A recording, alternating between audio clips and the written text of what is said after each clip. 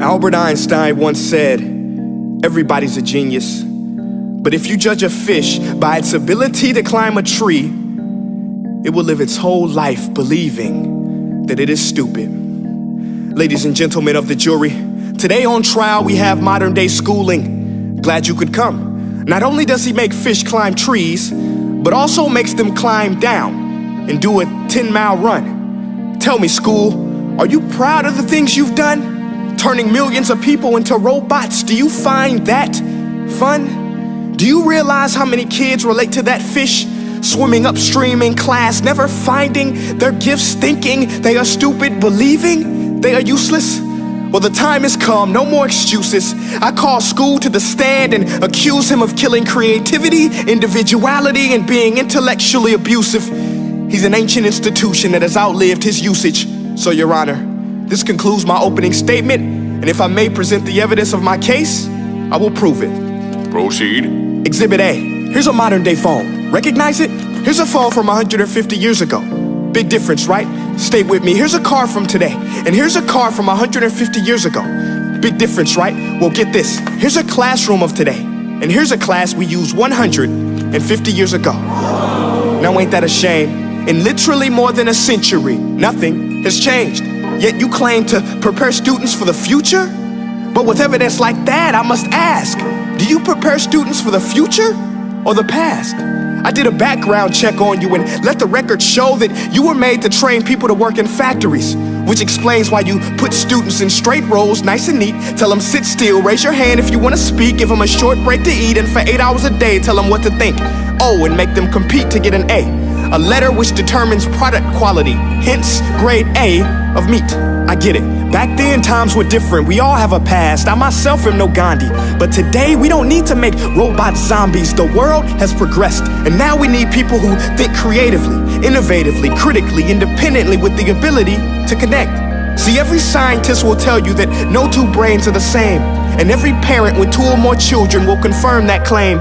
So please explain why you treat students like cookie cutter frames or snapback hats, giving them this one-size-fits-all crap. Watch your language. Sorry, Your Honor, but if a doctor prescribed the exact same medicine to all of his patients, the results will be tragic. So many people would get sick, yet when it comes to school, this is exactly what happens. This educational malpractice, where one teacher stands in front of 20 kids, each one having different strengths, different needs, different gifts, different dreams, and you teach the same thing the same way?